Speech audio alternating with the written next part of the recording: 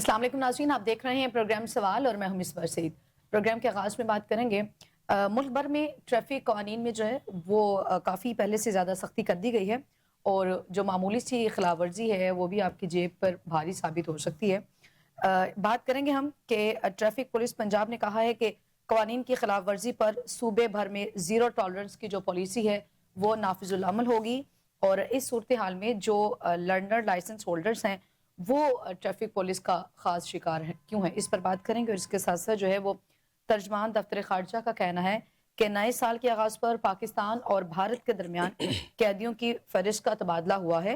पाकिस्तान में 257 भारतीय कैदियों की फहरिस्त का जो है वो तबादला हो गया है। मजीद बात करें तो एहसन इकबाल की जानिब से एक भी स्टेटमेंट सामने आई। उन्होंने कहा कि हमारे 2.5 करोड़ बच्चे जो हैं वो स्कूल से बाहर हैं, मार्का हक के बाद मार्का तरक्की के लिए जो है वो काम करेंगे। और प्रोग्राम के आखिरी हिस्से में हम डिबेट करेंगे ग्लोबल इकोनॉमिक जो सर्वे है उसके मुताबिक पाकिस्तान ने मईशत और अमन के हवाले से जो है वो भारत को पीछे छोड़ दिया है।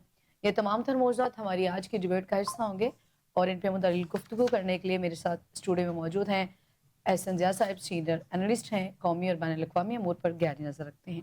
फर्स्ट ऑफ ऑल अस्सलाम वालेकुम एहसन ज़िया साहब, सबसे पहले तो हम बात करेंगे भारी भरकम चालान, आवाम परेशान, फिर उसके बाद जो लर्नर लाइसेंस हैं वो भी परेशानी का शिकार हैं, क्या कहेंगे आप? जी बिल्कुल, आपने जो बात की है ट्रैफ़िक के हवाले से, तो उसके अंदर ट्रैफ़िक कानून पर जो पाबंदी है वो तो ज़रूरी है, लेकिन हमने ये देखा कि पाकिस्तान के अंदर जो इसके अंदर डिस्पैरिटी आई है कि के दो मौक़िफ़ जो है हमारे सामने आए हैं। एक मौक़िफ़ ये है कि ट्रैफ़िक पुलिस का है या हुकूमत का है कि जनाब हमने ट्रैफ़िक कानून पर जो है पाबंदी जो है उसको बरकरार रखना है और किसी सूरत में भी इसकी जो वायलेशन है वो नहीं होने दी जाएगी।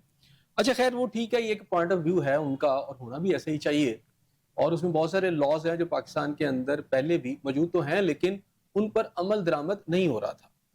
अच्छा, लेकिन अब जिस अंदाज में हुकूमत ने इन ट्रैफिक लॉज़ को इम्प्लीमेंट करने की कोशिश की है, उसमें बहुत साफ नज़र आ रहा है कि बुनियादी तौर पर कानून के नाम पर अवाम की जेबें खाली करने का एक बहुत बड़ा समझे उनके पास हथियार आ गया।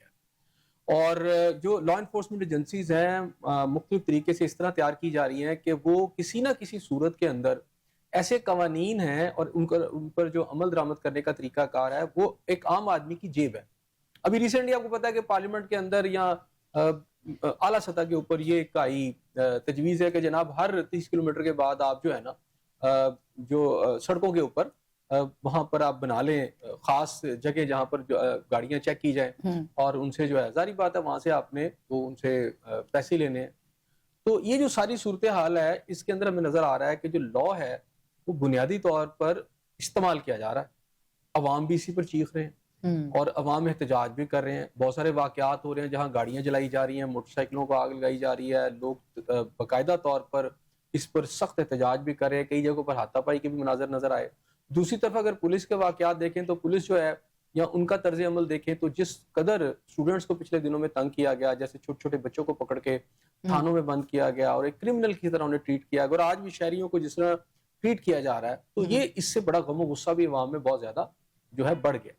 अब देखें वो दुनिया भर के अंदर ना बड़ा लॉजिकल होता है। लोगों ने या दुनिया के अंदर जो निज़ाम है मिसबा उन्होंने ये देखा है कि उनके ममालिक की माशी हालत क्या है और उसके मुताबिक जो जुर्माने होती हैं उनका समझे कि उनकी मालियत होती है। राइट। अभी यहाँ लोगों के पास आपको पता है खाने को है नहीं और आपने हजारों रुपए के चालान कर दिए, मतलब 20,000 25,000 तो आम तनख्वाह है, तो यहाँ गाड़ियों से इवन मोटरसाइकिलों से इतने इतने चालान लिए जा रहे हैं। राइट। तो वो ये लोग जो है मिसाल है जैसे कि मैं कहता हूँ 60,000 भी तनख्वाह हो, ये 40,000 हो, तो अगर उसने रोज जब आप बाइक पे जा रहे होते हैं तो ट्रैफिक के पास इतने लॉज हैं कि कहीं ना कहीं जहां वो चाहते हैं चालान करना चाहते हैं वो कर देते हैं। अब पहले उसमें हेलमेट्स की है, फिर उसमें आपने ट्रैफिक लाइसेंस के हवाले से बात की। अच्छा, फिर इनका अपना निज़ाम जो है वो ना तो लाइसेंस को पूरी तरह करने का इतनी बड़ी आबादी को वो ठीक नहीं है, यानी ये करप्शन का सारा जरिया बन गया। फिर दूसरी बात है कि जो मालियत है, आप देखें आपने 200 थी आपने 500 कर दी, आप अपनी मर्जी से 2,000 5,000 8,000 और फिर वो गन पॉइंट पे इसी तरह है कि आप गन पॉइंट पे उनसे ले रहे हैं।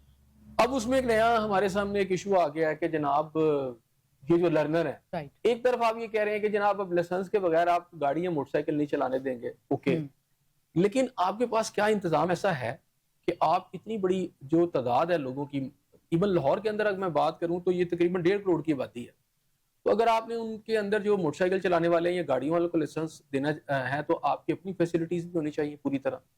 لیکن وہ سارا کا سارا عمل جو ہے کرپشن کا ذریعہ ہے. اب اس میں آ جاتے ہیں کہ جب آپ کے پاس لائسنس ہے, آپ سے کہا جاتا ہے نہیں ہے, تو آپ لائسنس بنانے کے لیے آپ کو آ جاتا ہے جی آپ اس پروسیس میں شامل ہو جائیں, تو آپ لائسنس لیں کیونکہ آپ گاڑی نہیں چلا سکتے. اچھا جب وہ جاتے ہیں تو وہاں پہ آپ کو کیا کہتے ہیں, لرنر دے دیتے ہیں. اچھا وہ لرنر لے کر آتے ہیں تو پھر بھی ان کا چلان ہو جاتا ہے. ایون آپ کے پاس لائسنس ہے تب بھی چلان کر دیتے ہیں, کوئی نہ کوئی بہانہ ہونے چاہیے, وہ کر دیتے ہیں, جس سے عوام جو ہے وہ بڑی تکلیف میں. اچھا صاحب, آپ کو نہیں لگتا کہ جو نئے ٹریفک کے قوانین ہیں, یہ قوانین لاگو جب کرنے ہوتے ہیں تو اس سے پہلے کوئی آگاہی مہم بھی جاری ہوتی ہے تاکہ عوام کو جو ہے وہ اس سے متعلق پہلے ہی اویئرنیس کریٹ کر دی جائے؟ تو کیا اتنے بھاری چلان, پھر اس کے علاوہ کوئی ایسی آگاہی کیمپین یا مہم جو ہے وہ چلائی گئی گورنمنٹ کی جانب نہیں سے؟ بالکل بھی نہیں, ایسی تو کوئی مہم چلائی نہیں گئی نا, اور میرا خیال ہے وہ چلانا بھی نہیں چاہتے تھے, کیونکہ اس کا مقصد جو ہے نا وہ عوام کی جیب سے پیسے نکالنے. اچھا اب ٹریفک پولیس کہہ رہی ہوگی کہ جناب ہم تو نہیں یہ لے رہے, لیکن اس کو یوٹیلائز کیا جا رہا ہے, گورنمنٹ اس کو یوز کر رہی ہے, اور اربوں روپے, یعنی اگر آپ یہ دیکھیں دنیا میں کہیں نہیں ہوتا کہ آپ نے بجٹ لائے اور ساتھ آپ نے بتایا کہ ہم نے اتنے ارب روپے کے چلان بھی کرنے ہیں. یہاں تو ٹارگٹ سیٹ کیا گیا نا پہلے کہ ہم نے اتنے چلان کرنے ہیں, تو ان چلان کے نتائج آپ یہ دیکھیں کہ ایک شخص ہے, اس کے پاس بیچارے کے پاس اگر آپ موٹر سائیکلوں پر دیکھیں تو لوگ 200 روپے کا پیٹرول ڈلوا رہے ہوتے ہیں, لیکن جب آگے جاتے ہیں تو 5 ہزار کے چلان, 4 ہزار کے چلان.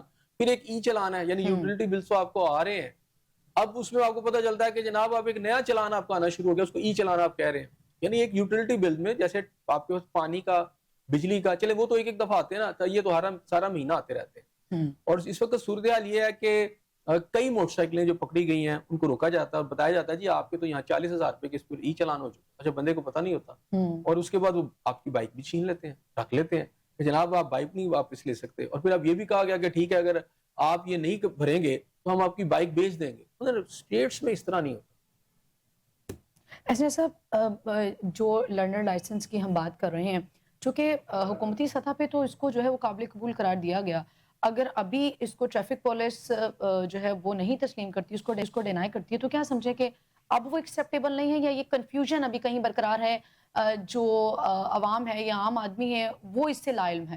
دیکھیں پہلی بات ہے کہ آپ یہاں تو بتائیں, اب میری جو کچھ ٹریفک والوں سے بات ہوئی تو میں نے کہا یار یہ آپ کیوں اس طرح کرتے ہیں, آپ لرنر لائسنس بھی دیتے ہیں پھر آپ پکڑ بھی لیتے ہیں. تو اب ان کا یہ موقف نیا سامنے آ گیا. اچھا یہ چاہیے کہ ان کو یا تو اس پہ لکھ کے بتائیں یا بتائیں عوام کو کہ یار یہ جو ہے اس طرح نہیں ہوتا. وہاں پر یہ کہہ رہے ہیں کہ جناب ان کا موقف جو میرے سامنے آیا ان کا یہ تھا کہ جی جب ہم لرنر لائسنس دیتے ہیں تو اس کا ہرگز مطلب نہیں ہے کہ آپ کو اجازت مل گئی ہے, بلکہ اس کا مطلب یہ ہے کہ جو باقاعدہ جیسے کوئی اسکول ہے جہاں سے آپ ڈرائیونگ جو ہے سیکھتے ہیں تو ان کا بندہ آپ کے ساتھ ہونا ضروری ہے. یعنی یہ جہاں آپ سفر کریں گے تو وہ نہیں, جہاں پر آپ کو یہ لائسنس جاری کیا جائے گا وہاں پر کسی نہ کسی ڈرائیونگ اسکول میں یا اس سے ریلیٹڈ کوئی اتھارٹی ہے وہ آپ کے ساتھ بیٹھی ہو. یعنی جب آپ ڈرائیو کر رہے ہیں تو پھر تو ٹھیک ہے, تو اگر وہ نہیں ہے تو پھر آپ کا اس کے اوپر چلان ہو جائے گا. یعنی آپ نے ہی دیا ہوا لائسنس اس کو وہ تسلیم نہیں کرے, حالانکہ اس سے چند ماہ کے بعد یعنی چند ہفتوں کے بعد آپ کو اجازت ہے کہ آپ دوسرا لائسنس بھی لے سکتے ہیں. اب اتنی بڑی آبادی ہے وہ آپ کے پاس لائسنس لینے چلی گئی, آپ یہاں کلیم کرتے ہیں کہ جناب ہم نے بڑا سپیڈی جو ہے لائسنس دے رہے ہیں, لیکن حقیقت یہ ہے کہ جن کو آپ دے بھی رہے ہیں ان کو پکڑ کے پھر بھاری جرمانے کر رہے ہیں. اچھا صاحب, کچھ ہی دیر میں ہمارے ساتھ جو ہیں وہ سی ٹی او لاہور موجود ہوں گے, ہم ان سے بھی یہ سوال لازمی رکھیں گے. ایسا صاحب, ہم دیکھتے ہیں کہ چونکہ جو پارکنگ کا سسٹم ہے وہ بھی اتنا فعال نہیں ہے. اگر ہم بڑے ہاسپٹلس کو دیکھیں یا ایون کہ سرکاری ہاسپٹلس ہوں یا پھر وہ پرائیویٹ ہاسپٹلس ہوں, ان کے باہر پارکنگ کا کوئی سسٹم نہیں ہوتا.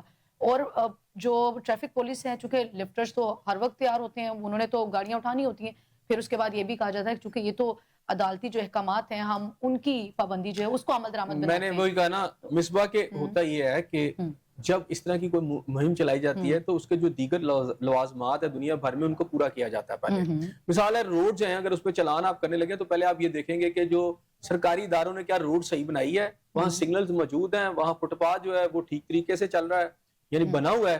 اچھا یہ ساری چیزیں ہونے کے بعد پھر آپ ٹریفک جو ہے وہ تو میرا خیال ہے لاسٹ میں آتی ہے. اچھا یہاں جو باقی چیزیں وہ تو ہے نہیں, اور ٹریفک جو ہے وہ پکڑ کے وہ چلان کے لیے آ جاتے ہیں. اور پھر دوسری بات یہ ہے کہ جی ہمیں آپ کی بڑی حفاظت کی جو ہے نا ضرورت ہے, ہم محسوس کرتے ہیں, ہم یہ چاہتے ہیں کہ آپ کی حفاظت ہو, ٹھیک ہے. تو جب آپ کسی بندے کا 2 سے 4 ہزار کا یا 6 ہزار کا چلان کر رہے ہیں تو ایک ہیلمٹ بھی اس کو دے دیں. اور وہ جو پیمنٹ آپ نے لی ہے اس کے اگینسٹ دے دیں. ہیلمٹ تو آپ کا 500 سے 600 روپے کا ہے, تو اگر آپ چلان کے ساتھ ہیلمٹ دے دیں گے پورے لاہور کے اندر تو یہ بڑی جلدی سارے لوگ آسانی سے وہ ہیلمٹ بھی خرید لیں گے اور پین بھی لیں گے, ان کو پتہ چلے گا انہوں نے پیسے دیے. مقصد یہ نہیں ہے, مقصد ہے کہ پیسے لینے ہیں, پیسے لے کے وہ ہیلمٹ بھی نہیں دیتے. یعنی اسی طرح آپ کی پارکنگ کی سچویشن ہے. آپ مجھے بتائیں نا لاہور میں پارکنگ جو ہے وہ ہے کہاں پر؟ وہ جو ٹھیکوں پر ہے وہاں کی جو صورتحال وہ آپ کے سامنے ہے. ویسے تو اگر دیکھا جائے تو پارکنگ کے لیے تو باقاعدہ اگر آپ لاز دیکھیں گورنمنٹ کے تو کوئی پلازا بغیر پارکنگ کے بننا ہی نہیں چاہیے. تو کتنے پلازے ہیں جن کے نیچے پارکنگ جو ہے وہ موجود ہے؟ تو یہ بہت ساری ایسی باتیں ہیں جو میرا خیال ہے کہ اس وقت ون سائیڈڈ گیم ہو رہی ہے. خاص طور پر آپ مجھے دیکھیں نا نوجوان ہیں, اب وہ جاتے ہیں لائسنس کے لیے, پہلے دھکے کھا کے یہ بنواتے ہیں, اس کے بعد ابھی ان کا وہ بھی ایک بڑا پروسیس ہے. میں آپ کو یہ بھی بتاؤں, وہاں پر آپ یہ نہیں کہ آسانی سے آپ کا لائسنس بن جاتا ہے, وہاں بھی آپ کے کئی چکر لگتے ہیں. لیکن جو ہے کہ پھر وہ بندہ کیا کرے, کہاں جائے؟ اب جنہوں نے ملازمتیں کرنی ہے, آپ کے ملک کے اندر دیکھیں مصباح ٹرانسپورٹ کا نظام ہی نہیں ہے. یعنی پنجاب کے اندر جو پبلک ٹرانسپورٹ ہے یا تو گورنمنٹ ذمہ داری لینا اس کی. اچھا پبلک ٹرانسپورٹ جو ہے آپ کے جتنے بھی 37-38 اضلاع ہے, آپ سن کے حیران ہوں گے, میرے لیے بھی حیرانگی کی بات یہ تھی کہ گزشتہ 76-77 سال میں لاہور اور شیخو پورہ اور شاید کوئی ایک آدھا کوئی ضلع ہے اس میں پبلک ٹرانسپورٹ چلتی تھی, یعنی سرکار کی جو ٹرانسپورٹ چلتی تھی. باقی ضلعوں میں تو کبھی چلتی نہیں, کبھی ہوا ہی نہیں کہ وہاں ٹرانسپورٹ چلے. اب آ کے انہوں نے کہا کہ جی ہم یہ کر رہے ہیں اور 10 اضلاع پہلے لیے اور اب کہہ رہے ہیں اب ہم اس کو ایکسٹینڈ کریں. تو مجھے یہ بتائیں کہ جو پنجاب کی آبادی اس وقت 11 کروڑ سے زیادہ کی آبادی ہے اس وقت, تو وہ آبادی جس کے اندر بے شمار اسٹوڈنٹس ہیں جنہوں نے کالجوں میں بھی جانا ہے, دفاتر میں بھی جانا ہے, اچھا وہ کون سی ٹرانسپورٹ؟ ظاہری بات ہے وہ پرائیویٹ ٹرانسپورٹ یوز کریں گے. اس میں بسیں ہیں, اچھا بسوں کے اوپر وہ چھتوں پہ چڑھ کے جائیں گے. اچھا جہاں تک بسوں کا تعلق ہے, ابھی مجھے یہ بتائیں, آپ یہ کہہ رہے ہیں کہ جی ہیلمٹ سے زیادہ بات ہوتی ہے. ابھی جو کل جو حادثہ ہوا ہے جس میں درجنوں افراد جو ہیں ان کی جان چلی گئی ہے, وہ تو بسوں اور بڑی گاڑیوں میں ہوا ہے نا, اور ان کے پاس لائسنس بھی ہوں گے. اصل مسئلہ کیا ہے کہ وہاں کوئی نہ کوئی ٹریفک والے نے وہ ڈیوٹی نہیں کوئی افسر دے رہا ہوگا, یا کوئی وہاں بندہ موجود نہیں ہوگا, یہ لگے ہوں گے چلان کاٹنے میں, کوئی کسی نے سگنل کاٹ دیا, کسی نے اوور اسپیڈنگ کر دی, وہ حادثہ ہو گیا, اتنے لوگ مر گئے. تو میں یہ کہہ رہا ہوں کہ سمپلی ہیلمٹ نہیں, باقی بھی چیزیں موجود ہیں, لیکن اگر آپ ہیلمٹ کا ایک بہانہ بنا کر جہاں پہ چلان میں اضافہ کیا جا رہا ہے یا جو نئے قوانین یا رولز اینڈ ریگولیشنز ہیں وہ بنائے جا رہے ہیں, ہم دیکھتے ہیں کہ پی کارز جو ہوتے ہیں اس میں بڑی ٹریفک جو ہے بے ہنگم ہوتی ہے, رش بہت زیادہ ہوتا ہے. تو کیا آپ چلان میں اضافہ کر رہے ہیں؟ گورنمنٹ کو یہ سوچنے کی ضرورت نہیں ہے کہ آپ کی جو شاہراہیں ہیں یا جو آپ کے روڈ ہیں انہیں بھی وسیع کرنا چاہیے تاکہ پی کارڈز میں عوام کی تھوڑی سی مشکلات جو ہیں بہت سارے مصباح اس کے اندر مسائل ہیں, اور میں نے پھر آپ سے کہا نا کہ اس کے اندر یہ بنیادی طور پر سیریس نہیں ہے, یہ صرف اس قانون کے تحت لوگوں کی جیبیں خالی کر رہے ہیں. اگر یہ عوام کو فیسیلیٹیٹ کرتے ہوتے تو جیسے ابھی یہ ان کا ابھی کیا ایشو ہے, اگر آپ لرنر دے رہے ہیں تو لوگوں کو چلانے دیں, اس کے اوپر ظاہری بات ہے آپ نے ٹائم دیا ہے, 4 ہفتوں کا ٹائم دیا ہے یا کم کا آپ نے کر دیا, یا تو اس کو کنڈون کر دیں یا لوگوں کو بتائیں اس کی ضرورت نہیں ہے, ٹھیک ہے نا, آپ یا اس کو لے کر آپ ابھی سڑکوں پر نہ آئیں.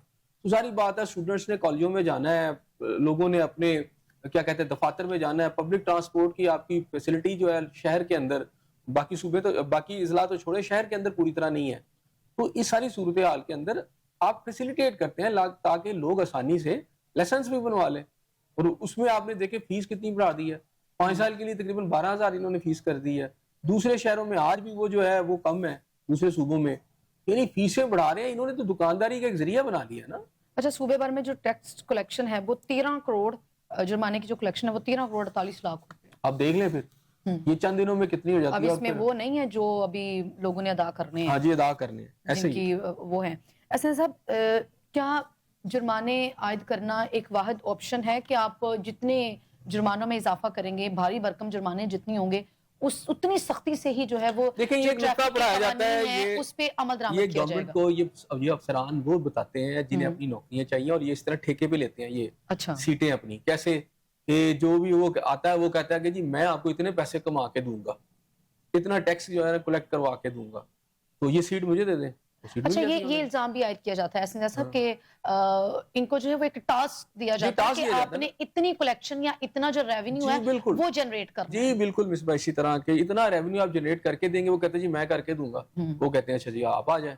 پھر آگے جو طریقہ ہے جس سے عوام پھر وہ چیخ اٹھتی ہے, عوام کے ساتھ جو کچھ سلوک کیا جا رہا ہے, پاکستان کی عوام جس کو دیکھیں آپ کا کانسٹیٹیوشن جو ہے سب سے بڑی حکومت کی ذمہ داری ہے کہ وہ ان کو پروٹیکشن دے, ان کو گھر دے, ان کا روزگار دیں. یہ ساری چیزیں جو حکومت نے کرنی ہے وہ تو حکومت کے اوپر جو لاز لاگو ہوتے ہیں وہ تو کرتے نہیں ہیں. اور وہ جو اس کی وجہ سے جو غربت پیدا ہوئی ہے اور ایک غریب کی سواری موٹر سائیکل ہے اس کو ٹارگٹ کیا ہوا ہے. اس کو چلان کہیں عام لفظوں میں یا محکمہ ریونیو کلیکشن؟ یہ سرکاری بھتہ ہے. چلیں صحیح ہو گیا، سرکاری بھتہ ہے. آگے بڑھیں گے. ترجمان دفتر خارجہ کا کہنا ہے کہ نئے سال کے آغاز پر جو ہے وہ پاکستان اور بھارت کے درمیان قیدیوں کی فہرستوں کا جو ہے وہ تبادلہ ہوا ہے اور پاکستان میں 257 جو بھارتی قیدی ہیں ان کی فہرست کا تبادلہ کیا گیا اور اس طرف سے بھی جو ہے وہ تبادلہ ہوا ہے. میرا خیال ہے یہ ایک تو خیر روٹین کا معاملہ ہے اور اس میں سب سے امپورٹنٹ ہوتا ہے جو اس میں آپ ضرور پریشان ہوتے ہیں کہ عام طور پر آپ کی جو ایٹمی انسٹالیشنز ہیں ان کو خفیہ رکھا جاتا ہے. تو یہاں آپ اپنے ایک دشمن ملک کو اپنی فہرست فراہم کر رہے ہیں تو یہ اس کی کیا وجہ ہوتی ہے اور انڈیا بھی ہمیں دے رہا ہے. تو بنیادی طور پر ان فہرستوں کو دینے کا مقصد یہ ہوتا ہے کہ کہیں غلطی سے بھی اگر جنگ لگتی ہے یا کوئی ایسا ماحول بن جاتا ہے کسی وقت لڑائی کا تو آپ کو پتا ہو کہ آپ نے دوسرے ملک کے ایٹمی اثاثوں کو ٹارگٹ نہیں کرنا. اچھا صحیح. کیونکہ اگر وہ ٹارگٹ ہو جاتے ہیں اور وہاں یورینیم کا اخراج ہو جاتا ہے تو بہت بڑی تباہی آتی ہے. اور وہ پھر وہ تباہی یہ نہیں ہے کہ چرنوبل جیسے آپ نے یاد ہوگا کہ آپ کا رشیا کے اندر ہوا تھا اور پھر اس کے جو اثرات تھے انڈیا اور یورپ تک پہنچے تھے. تو پھر جہاں جہاں ہوا چلتی ہے تو یہ جو تابکاری کے اثرات ہیں یہ بڑی دور تک پھیلتے ہیں.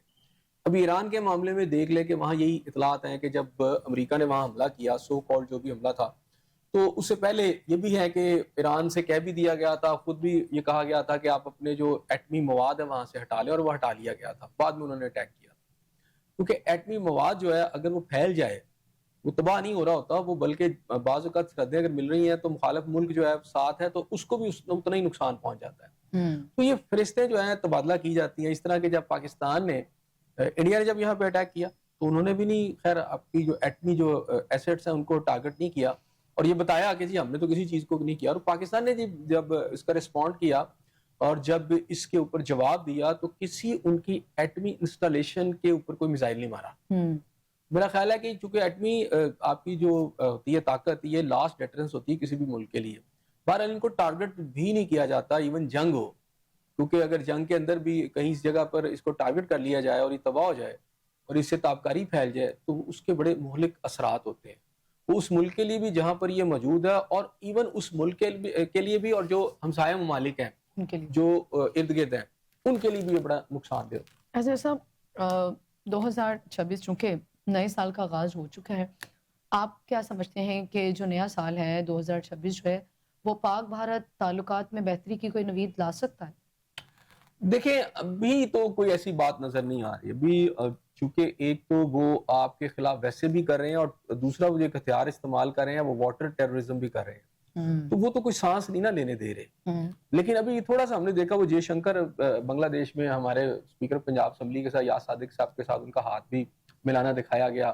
تھوڑا سا ایسے لگا کہ جیسے تھوڑا سا جیسچر انڈیا دے رہا ہے. ٹھیک ہے تو چلیں بہرحال پاکستان تو پہلے سے ہی کہہ رہا ہے کہ آئیں بات کریں ہم ٹیبل پہ بات کر لیتے ہیں اور لڑائی اس کا حل نہیں ہے. لیکن انڈیا چونکہ وہاں پر بی جے پی کی گورنمنٹ ہے اور وہ ہندوتوا کی پالیسی ہے کہ ہندوستان صرف ہندوؤں کے لیے ہے پاکستان کو وہ مانتے نہیں ہیں اور ان کا سارا الیکشن مہم جو بی جے پی کی خاص طور پر ایک تو یہ ہے کہ دیگر مذاہب کے ساتھ نفرت کی بنیاد پر ہے اور پاکستان کے خلاف خصوصی نفرت جو ہے اس نفرت کی بنیاد کے اوپر وہ اقتدار میں آتے ہیں.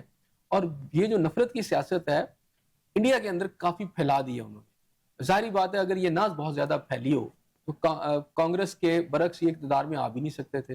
اقتدار میں آنے کا مطلب یہ ہے کہ پھر وہاں جو ووٹ ہیں ایک تو یہ ہے کہ بی جے پی بھی اس دفعہ جو ان کے الیکشن ہوئے تھے بہار وغیرہ میں اور باقی جگہوں پر ان پہ الزامات آئے تھے کہ انہوں نے وہاں پر ریگنگ کی ہے وہاں ووٹر لسٹوں پر بہت زیادہ ایشوز بنے تھے. بہرحال اگر اوورال میں بات کروں تو ان کا جو اصل ٹارگٹ ہے وہ پاکستان ہے اور پاکستان کی نفرت ہے. تو مذاکرات کرنے چاہیے بالکل کرنے چاہیے لیکن یہ کرتے نہیں ہیں. اچھا ایک طرف اگر بھارت جو ہے وہ ہاتھ ملا رہا ہے تو ایسا ایسا دوسری طرف وہ ابھی کل ہی ہم نے پروگرام میں بڑی ڈیٹیل سے بات کی کہ وہ مشقوں بھی اور اس کا وہ جو جنگی جنون ہے وہ کم نہیں ہو رہا. ہم اس کو کیسے پازیٹیو لیں یا نیگیٹو لیں کہ بھارت کی جانب سے گڈ جیسچر ہے ہاتھ ملانا لیکن ابھی میں بات کر رہی ہوں کہ ہم نے کل اس کے اوپر بڑی ڈیٹیل سے بات کی کہ وہ جو جنگی جنون ہے وہ اس پہ اسی طرح کا جی بالکل نہیں ان کا ختم ہوا اور انہوں نے جو ایکسرسائزز ابھی اناؤنس کی ہوئی ہیں آنے والے دنوں میں गुजरात के अंदर, और चूंकि पाकिस्तान के साथ गुजरात और राजस्थान के इलाके साथ लगते हैं, ख़ास तौर पर इलाका पाकिस्तान का जो सरक्रीक है, कराची से पास का इलाका सारा, और उस पर उन्होंने धमकियां भी दी हुई हैं। तो वहाँ एक बड़ी एक्सरसाइज करना और ख़ास तौर पर फ़िज़ाइया को उसमें इन्वॉल्व कर कर एक मेगा किस्म की एक्सरसाइज की जा रही हैं, और डेफिनेटली उसका थ्रेट पाकिस्तान को भी आता है। पाकिस्तान की तरफ से भी इस हवाले से आप देखेंगे कि आने वाले दिनों में जवाबी एक्सरसाइजेज ज़रूर होंगी। जैसे उधर एक्सरसाइज शुरू हो जाएंगी तो पाकिस्तान की तरफ से भी ये हो नहीं सकता कि पाकिस्तान जो है इसमें खामोशी से बैठा रहे और कोई तैयारी ना करे और कोई एक्सरसाइजेज अनाउंस ना हो। पाकिस्तान को ला मुहाला अपने सरहदों पर आपकी मूवमेंट आप देखेंगे, आपकी फौज की मूवमेंट भी होगी, आपकी फजाइया भी अलर्ट रहेगी, क्योंकि दुश्मन आपका ना उसके के दिल में ना आपके खिलाफ नफरत बड़ी है, खबासत बड़ी है। वो खबासत उसकी 76 सालों के बाद भी, 77 सालों के बाद भी नहीं जा रही ना, पाकिस्तान के वजूद से इनकारी है और रोज थ्रेट्स देते हैं और अपना कि जी हम बड़ा, हमारा रकबा है, हम शायद को कब्जा कर लेंगे। तो मेरा ख्याल है मार तो उनको बड़ी पड़ी है, समझ तो उनको आ गई, वो ऐसा नहीं कर सकते, ना वो कर पाएंगे। लेकिन बहरहाल वो क्या कहते हैं कि वो दुम जो है सीधी नहीं होती। ऐसा हम चूंकि मोदी का जो इलेक्शन कैंपेन है वो सारी एंटी पाकिस्तान और वो हिंदू जो है वो मुस्लिम तनाज़ात के गिर्द घूम रही होती है। ऐसे साहब अगर भारत मुज़ाकरात की टेबल पे बैठ जाता है या डायलॉग हो जाते हैं, तो आप समझते हैं कि फिर वो जो उसकी एक तरीका सियासत है मोदी का, वो खुद ही उस चीज़ की तरफ आना ही नहीं चाहते कि फिर इलेक्शन कैंपेन कैसी होगी, इंतखाबात कैसे जीतेंगे? नहीं, देखिए मुज़ाकरात तो बीजेपी की गवर्नमेंट ने किए। इससे पहले वाजपेयी के दौर में भी हमने देखा कि मुज़ाकरात उन्होंने किए, ठीक है, लेकिन उसके बाद फिर आपको पता है कारगिल की वॉर भी हो गई। तो मुज़ाकरात तो आपकी जितनी मर्जी आपकी इंतहा पसंद या बुनियाद पसंद जो है आपकी हुकूमत हो, मुज़ाकरात तो होते हैं। अच्छा, मुज़ाकरात होते हैं, साथ साथ उनकी अपनी भी एक पॉलिसी चलती है। अच्छा, ये मुज़ाकरात भी करें ना आपके साथ, तो इन पे एतबार नहीं आप कर सकते। कई ममालिक को हमने ये देखा कि मुज़ाकरात के दौरान उन पर अटैक्स हो गए। मिसाल कतर के अंदर, अब कतर की मिसाल आप ले लें कि जब हमास के लोग वहां पर आए हुए थे और अमेरिका के कहने पर ही मुज़ाकरात हो रहे थे, तो इजराइल ने वहां हमला कर दिया। तो मुज़ाकरात में आप बाज़ औक़ात थोड़े इजी हो जाते हैं और उसी का फायदा उठाकर आप पर अटैक हो जाता है। तो अगर इंडिया के साथ आपके मुज़ाकरात होते भी रहे तो जो उनके दिलों में जो खबासत है ना, उससे आपको हमेशा आगाह रहना चाहिए, उसे बिल्कुल आप गफलत का मुजाहरा नहीं करना चाहिए। वो आपको राइट दिखा के लेफ्ट की मारेंगे, इसलिए आपने उनको राइट और लेफ्ट दोनों दिखा के दोनों तरफ से मारना है। अगर वो नहीं बाज आते तो, अगर उनकी ये सिचुएशन इसी तरह रहती है, और ये एक ऐसा मुल्क है कि जिसके हवाले से मैं समझता हूँ कि हमें अब डिफेंसिव पॉलिसी जो है ना छोड़ देनी चाहिए। हमारे बयानात हो, हमारा जो बाकी सारा सिलसिला, जब तक आप इनको अग्रेसिवली डील नहीं करेंगे, ये फिर आपके सर पे चढ़ जाएंगे। लेकिन बहरहाल इनको अभी जो डील किया है पाकिस्तान ने मई के अंदर, उसके बाद तो पूरी दुनिया में ना इनकी हवा जो है ना वो खुल चुकी है और कदम इनके डगमगा गए हैं। जयशंकर से हाथ मिलाने के हवाले से भी जो है ना वो पीएमएल को तनकीद का सामना किया जा रहा है अपोजिशन की जानिब से या पीटीआई की जानिब से। वो उसको रिलेट करते हैं, बानी पीटीआई की बहनों ने जो भारतीय चैनल को इंटरव्यू दिया वो इससे रिलेट करते हैं कि एक इंटरव्यू के मुतालिक एक हाइप क्रिएट की गई, फिर उसके बाद भारतीय वज़ीर ख़ारजा का आपके स्पीकर से हाथ मिलाना। कैसे देख रहे हैं आप कि ये क्रिटिसिज्म किस हद तक जो है वो? देखिए, ये दो मुख्तलिफ बातें हैं। जो स्टेट होती है ना, रियासत होती है, वो as a state, as a हुकूमत किसी से मुज़ाकरात करती है, राइट। वो चाहे दुश्मन से भी मुज़ाकरात करें तो वो कोई मैटर नहीं करते, वो आप स्टेट के इंटरेस्ट में करते हैं। सही। लेकिन आप एक प्राइवेट कैपेसिटी में जब अगर करते हैं, ठीक है, वो और चीज है। अब बानी पीटीआई वो स्टेट तो नहीं है, गवर्नमेंट तो नहीं है, वो जो कर रहे हैं वो अपनी जाती कैपेसिटी में कर रहे हैं। उस पे बात बिल्कुल हो सकती है कि स्टेट की पॉलिसी अब चल रही है। स्टेट तो बाज़-औक़ात आपको पता है कि एक दौर के अंदर हमारी रियासत ने एक बहुत बड़ी जंग लड़ी है रूस के साथ, राइट। एक प्रॉक्सी वार जो थी वो लड़ी गई अफगानिस्तान के अंदर, हमने लड़ी, रूस चला गया। आज रूस के ऊपर अटैक हुआ जब प्रेसिडेंट के ऊपर, उनके पुतिन के ऊपर, तो पाकिस्तान ने उसकी मजम्मत भी की। पाकिस्तान आज रूस के साथ किसी ना किसी अंदाज में आपको ज्यादा करीब नजर आता है। तो बाकायदा हमने एक जंग भी लड़ी, 11 साल एक बड़ी जंग लड़ी हमने उनके साथ, और उसके बावजूद हम जो है आज हमारे, क्योंकि स्टेट की पॉलिसी इस वक्त ही है, तो स्टेट की जो पॉलिसी होती है वो किसी दुश्मन मुल्क के साथ भी बैठ के बात कर सकते हैं। लेकिन इसका ये मतलब नहीं है कि प्राइवेट कैपेसिटी में लोग जाएं और मुज़ाकरात शुरू कर दें। ये इसी तरह है कि स्टेट आपकी अफगानिस्तान गवर्नमेंट से मुज़ाकरात करे या ना करे, फर्ज किया वो नहीं कर रही, तो प्राइवेट लोग वहां से उठे और जाके कहें जी हम मुज़ाकरात करेंगे, इस तरह नहीं। ऐसे साहब खिते की अगर हम ओवरऑल सूरत हाल की बात करें تو سعودی عرب، پھر اس کے بعد UAE، پھر اس کے بعد پاکستان اور یمن، بھارت، پھر یمن، یہ آپ سمجھتے ہیں کہ کہیں پہ جتنا تناؤ خطے میں آ گیا ہے اب ہم کہیں اور ہی آگے نہ چلے جائیں؟ جی بالکل لگ رہا ہے. اس کی وجہ یہ ہے، دیکھیں مصباح کے اس وقت جو یمن کے اندر ہو رہا ہے اس کے پیچھے اگر آپ تھوڑا سا چلے جائیں تو یمن کے اندر جو ہو رہا ہے وہ آپ کو اس طرح نظر آتا ہے کہ اس میں اسرائیل کا بہت بڑا انٹرسٹ ہے. اور اسرائیل جو ہے اپنے جو سمجھیں کہ جو ان کی لائک مائنڈڈ پاورز ہیں یا لائک مائنڈڈ اس کے خطے کے اندر جو اس کے دوست سمجھ لیں ان کے یا ان کا ساتھ دینے والے لوگ ہیں، وہ ایک ایفرٹ کر رہے ہیں کہ یمن کا جو جنوبی علاقہ جو ہے وہ اس اتحاد سے جو کہ سعودی عرب والا اتحاد ہے اس سے وہ نکل جائے اور کسی نہ کسی طرح انڈائریکٹلی یہ سارا کا سارا اسرائیل یا اس کے لائک مائنڈڈ لوگوں کے ہاتھ میں چلا جائے. وہ بڑا ضروری اس لیے بھی اس وقت انہیں لگ رہا ہے کہ وہ جو جنوب کا علاقہ یمن کا، اس کے آگے آپ کو پتہ سمندر شروع ہو جاتا ہے اور وہ اس جگہ سارا واقعہ جہاں پر تیل کے کنویں اور باقی جگہوں پر اس وقت جو ہے قبضہ کیا جا رہا ہے، تاکہ جو شمالی لینڈ ہے جو بھی اسرائیل نے تسلیم کیا ہے اور اس کے آمنے سامنے، یہ تقریباً دونوں علاقے آمنے سامنے اور بیچ میں سمندر بالکل چوک پوائنٹ بن کے اور پھر بحیرہ احمر ہے، ریڈ سی ہے اور پھر اسرائیل کو راستہ جاتا ہے. وہ سیفسٹ پلیس ہے جہاں سے اسرائیل کی پوری ٹریڈ اس ریجن کے ساتھ ہو رہی ہے. تو اس چوک پوائنٹ پہ ان کا مسئلہ یہ تھا کہ یمن کے اندر سے ان پر اٹیکس ہو رہے تھے، اسی طرح ادھر سے صومالیہ سے ہوتے تھے. تو انہوں نے وہاں سے سمجھے کہ وہاں سے چنکس نکالے دونوں جو ان کے لائک مائنڈڈ لوگوں کے، اور ان کو وہ چاہتے ہیں کہ قبضہ ہو جائے. اس قبضے سے وہ علاقہ اسرائیل کے قابو میں آ جائے گا اور اتحادی جو ہیں اس کے مثلا امریکہ یا وہ، تو اس لیے ایک نئی خطے میں گیم ہے جس کے تحت وہ تمام جو چیزیں ہیں جو کہ ان کو لگتا ہے کہ ان کے خلاف ہیں ان کو کنٹرول کرنا، اس سے پورا کا پورا ڈی سٹیبلائز ہو رہا ہے پورا خطہ. یہ خاص طور پر مڈل ایسٹ آپ کا پورا جو ہے ڈی سٹیبلائز ہو رہا ہے. اچھا اب اس میں ایک فیکٹر نہیں ہے، اب اس میں انڈیا بھی کود گیا ہے. انڈیا کا اپنا اشارہ اور انڈیا کی ایکسرسائزز کا مطلب یہ ہے کہ اس موقع پر پاکستان نے صومالیہ لینڈ جو ہے اس کا بھی خلاف جو ہے اپنا بیان دیا ہے کہ ہم اس کو تسلیم نہیں کرتے اور صومالیہ جو ہے اس کو اکٹھا ہونا چاہیے. اسی طرح انہوں نے یمن کے حوالے سے بھی کہا کہ اس کے ٹکڑے نہیں ہونے چاہیے، یمن کے اندر بھی یونائٹڈ یمن ہونا چاہیے. رائٹ. تو وہ دونوں اس ایجنڈے کے جو ہے دیے جا رہے ہیں، اس میں پاکستان جو ہے ان کے خلاف ہے اور وہ نہیں چاہتا کہ یہ ساؤتھ کا جو علاقہ ہے ان قوتوں کے پاس آ جائے جن کی بیک پہ اسرائیل موجود ہو یا اس کے جو بیک کے اوپر جو ہے آپ کی جو انٹرنیشنل باقی دیگر فورسز موجود ہوں. تو میرا خیال ہے یہ خطے میں یہ والی جو گیم ہے اس سے ڈی سٹیبلائز کیا ہو رہا ہے. اگر آپ مڈل ایسٹ کا علاقہ دیکھیں تو مصباح اس سے پہلے بہت سارے جو ممالک ہیں وہ تباہ کر دیے گئے ہیں اور یہ ہمیں پتہ ہے پچھلے 15-20 سال سے 2 ڈیکیڈز کم از کم ہے جس کے اندر سے یہ پلان چل رہا تھا کہ ایک ایک کر کے ان کو مارا جائے. پھر ہم نے دیکھا شام کا جو حشر ہو گیا، عراق کا جو حشر ہوا اور اسی طرح پھر یمن، سوڈان، سب جگہوں پر یہ ہوتے ہوتے اب اگر مڈل ایسٹ کی بات کروں تو وہاں اب کون سے ملک رہ گئے ہیں؟ ایک رہ گیا ہے ایران، ایک رہ گیا ہے سعودی عرب، ایک رہ گیا ہے UAE اور قطر اور بحرین. باقی اردن تو آلریڈی ان کے وہ ٹوٹل وہ کنٹرول میں ہے.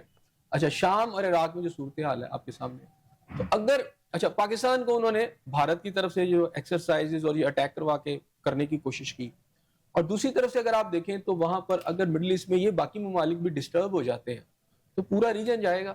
پھر وہ جو بات ٹرمپ نے آتے ہوئے کہی تھی جب وہ آیا تھا اقتدار میں، تو اس نے کہا تھا کہ میں مڈل ایسٹ کو جہنم بنا کے رکھ دوں گا. تو یہ اس طرف چیزیں جانے مجھے لگتا ہے کہ جا رہی ہیں. پورا خطہ جو ہے وہ خطرناک صورتحال کی طرف جا سکتا ہے. آگے بڑھیں گے احسن صاحب. احسن اقبال کہتے ہیں کہ ہمارے 2.5 کروڑ بچے جو ہیں وہ اسکول سے باہر ہیں، مارکہ حق کے بعد مارکہ ترقی کے لیے جو ہے وہ کام کرنا ہوگا. دیکھیں یہ تو بہت بڑے حقائق ہیں اور اگر گورنمنٹ کا کوئی آفیشل اس کو مان رہا ہے 2.5 کروڑ تو 2.5 کروڑ تو اس کو 2.5 کروڑ نہ سمجھیے، اب یہ تعداد بہت بڑھ چکی ہے. صحیح ٹھیک ہے. 2.5 کروڑ کی فگر تو وہ والی فگر ہے کہ جب یہ ابھی آئے بھی نہیں تھے، یہ 2018 کی فگر چل رہی ہے. 2.5 کروڑ 2 سے وہ 2.5 کروڑ ہوئی تھی اور یہ 2.5 کروڑ سے مطلب 4-5 سال سے ہو رہی ہے. اس کا مطلب یہ ہے کہ جو گورنمنٹ آئی ہے اور ان کے جو پہلے 16 ماہ کی گورنمنٹ اور اب کی گورنمنٹ ہے، یہ 2.5 کروڑ کی فگر نیچے نہیں گئی، اوپر کی طرف ہے. یہ ایٹ لیسٹ وہاں تو کھڑی ہے نا. اگر میں ان کی فگر بھی لے لوں، یہ فگر اب بہت بڑھ گئی ہے کیونکہ جو اس وقت لوگوں کی مالی حالات ہیں، بچے اسکول نہیں جا رہے، اس کے بہت سارے فیکٹرز تھے، اس میں ایک آپ کی اکنامک کنڈیشن بھی ہے. تو اگر کوئی جا بھی رہے تھے نا، پرائیویٹ اسکولوں کی فیسیں اتنی ہیں کہ لوگ اٹھا رہے ہیں اپنے بچے. میں کوئی لوگوں سے مل رہا ہوں کہتے یار اب تو ہمیں سمجھ نہیں آ رہی، ہم بچوں کو اٹھا لیں، ہم گھر کا کھانا پورا کریں. اور ایک نے تو مجھے کہا کہ یار سارے پیسے تو یوٹیلیٹی بلز میں حکومت ہم سے لے جاتی ہے، تو ہم اس میں کیا کریں. اس میں نا جو مڈل کلاس ہے نا وہ بڑی بری طرح پس گئی ہے، ان کے بچے بڑے پس گئے ہیں. غریب تو ویسے نہیں اسکولوں میں جاتے، مڈل کلاس کے لوگ پڑھتے تھے یا آپ کی ایلیٹ کلاس کے پڑھتے. اب یہ ہے کہ مجھے ایسا لگتا ہے کہ ایک پورا ایجنڈا ہے جس میں مڈل کلاس کا جو بچہ ہے اگر وہ پڑھ لکھ کے کسی اچھی جگہ پر چلا جاتا تھا یا پہنچ جاتا تھا وہ بھی نہ پہنچے, اور یہ ملک جو ہے نا صرف ایلیٹ کلاس کے بچوں کے لیے ہو جائے, یعنی جو آپ کی حکمران ایلیٹ کلاس ہے وہ باہر سے بھی پڑھ کر آئے وہ حکمران بنی رہے, تو ایک میں سمجھتا ہوں اتنی خوفناک گیم ہے.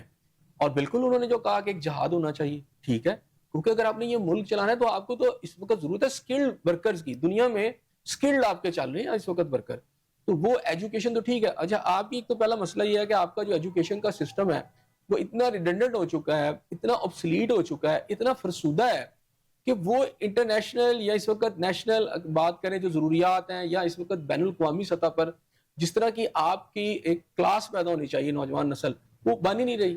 بالکل الٹا ہمارا سفر ہے نا, ہم نے جانا کراچی اور جا رہے ہیں ہم پنڈی کی طرف. تو بات ایک تو پہلی بات ہے کہ آپ کا ایک ایجوکیشن سسٹم ہے وہ مختلف اس کی شکلیں ہیں. اچھا وہ ایک طرح کا تو ہے نہیں, اس میں یونیفارمٹی نہیں ہے. اچھا ایک تو وہ بھی نہیں ہے. دوسری بات یہ ہے کہ آپ کا جو پرائیویٹ آپ کا ایجوکیشن سسٹم آ گیا وہ اتنا کاسٹلی ہو گیا کہ وہ کم از کم مڈل کلاس جس کی ایک بہت بڑی آبادی پاکستان میں ہے وہ تو اپنے بچوں کو نہیں دے پا رہے. صحیح. پھر اس میں ٹیوشن سسٹم آ جاتے ہیں, اکیڈمیز کے سسٹم آ جاتے ہیں, بھاری فیسیں آ جاتی ہیں. تو اس سے آپ کے یہاں پہ آپ اسکول تو چھوڑیں, آپ اس وقت جو ہائر ایجوکیشن ہے وہاں بھی لوگ نہیں لے پا رہے نا.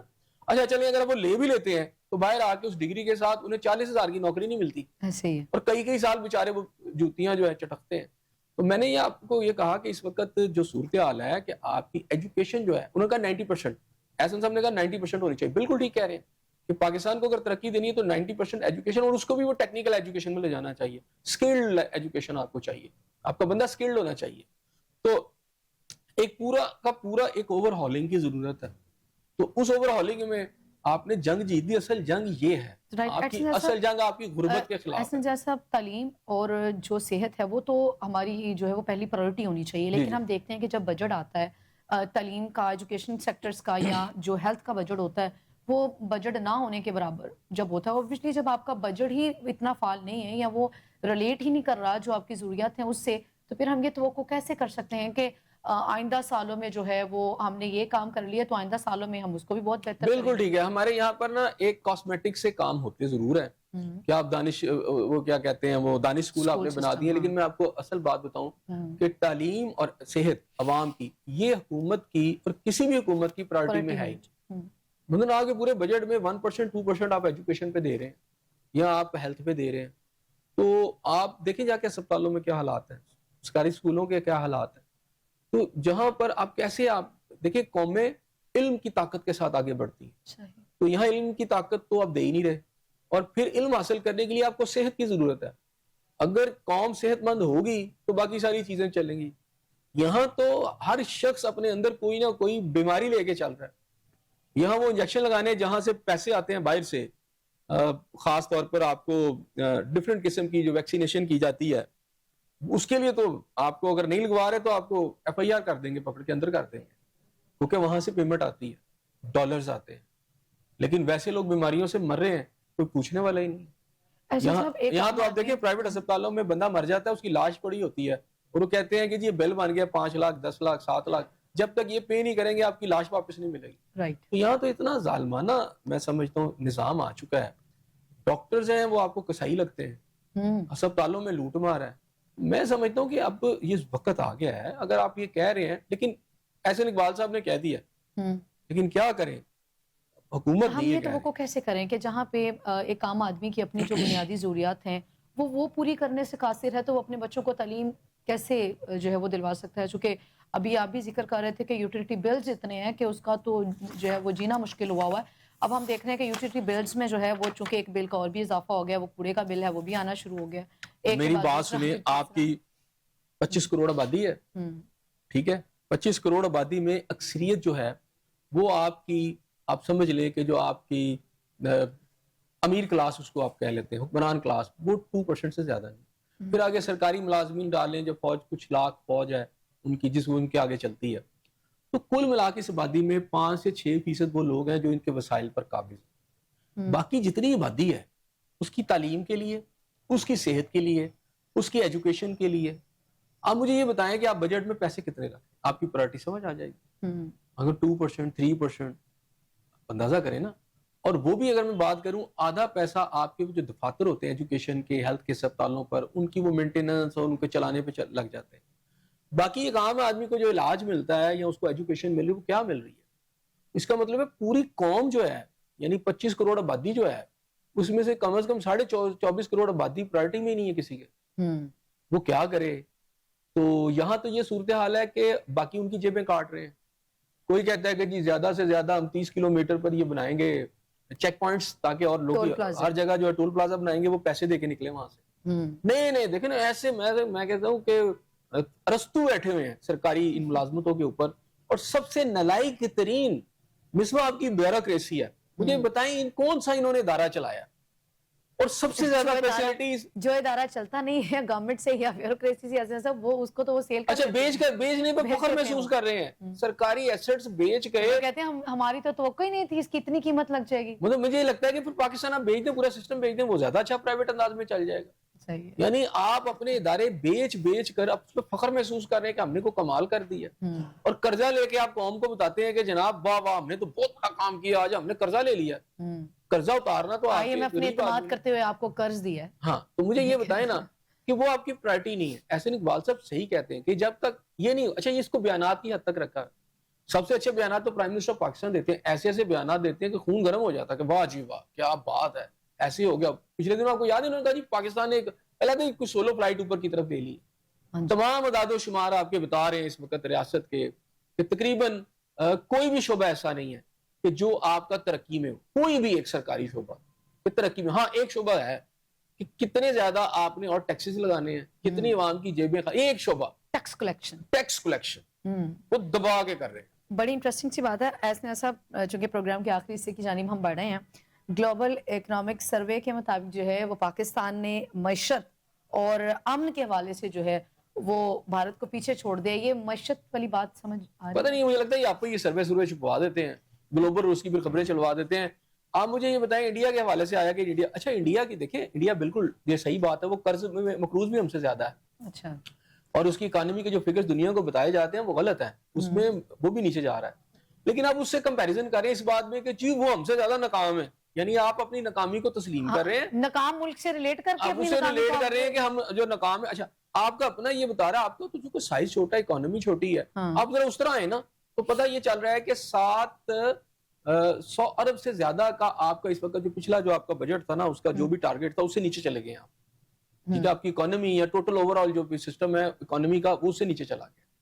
تو آپ تو نیچے سے تیزی سے نیچے کی طرف جاتے، آپ کا کوئی ایک سیکٹر بھی ترقی میں نہیں ہے جس کی آبادی احسن صاحب وہ 1 ارب سے تجاوز کر گئی ہے، اور آپ وہاں پہ کھڑے ہیں جو بھی 25-26 کروڑ کا فگر آپ کے پاس ہے.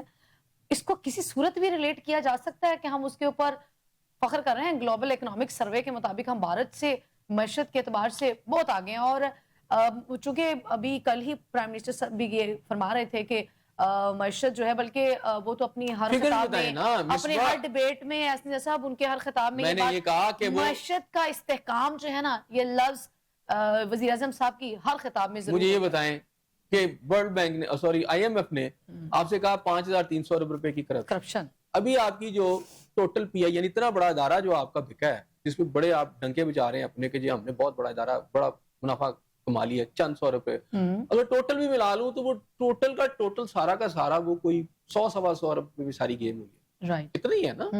اس کا مطلب باقی ادارے بھی اگر آپ بیچیں گے تو کتنے 100 ارب کر لیں گے. لیکن آپ کی کرپشن جو ہے 5300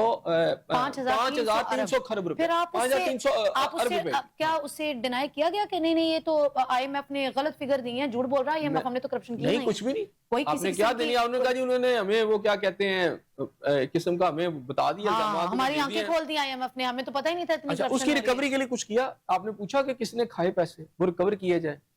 اگر نہیں ہے تو جھوٹ ہے، تو پھر گورنمنٹ آف پاکستان یا پاکستان کابینہ مذمت کرتی IMF کی اور بتاتی کہ آپ تو جھوٹ کہہ رہے ہیں، ہمارے تو فگرز ہی اور ہیں.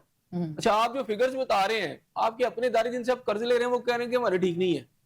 ٹھیک ہے، اب یہ صورتحال کے اندر آپ جو فگر بتا رہے ہیں، اکانومی جی بڑی فلائٹ کر رہی ہے، باقی فگر پکڑے رکھے نا، بتائیں کہ بے روزگاری کی آپ کی شرح، آپ کے ادارہ شماریات کیا بتا رہا ہے کہ آپ بے روزگاری کی شرح آپ کی کہاں چلی گئی ہے، آپ کی غربت کی شرح کہاں پہ چلی گئی ہے، آپ کی مہنگائی کہاں کھڑی ہے. تو آپ کلیم کرتے رہے پھر اس کا کیا ہو سکتا ہے؟ اکانومی جو ہے وہ صرف جو حکومتی عہدیداران ہیں انہی کے نزدیک جو ہے وہ فلائٹ کر رہی ہے، باقی جو سارے جو ہیں وہ پریشانی کا شکار ہیں. بہت شکریہ حسن صاحب آپ کا. ناظرین آپ کا پروگرام دیکھنے کا بہت شکریہ. فی الوقت میں سنزیا سب کو دے اجازت. نیکسٹ ویک پھر ملاقات ہوگی، سیم چینل سیم ٹائم. اللہ نگہبان.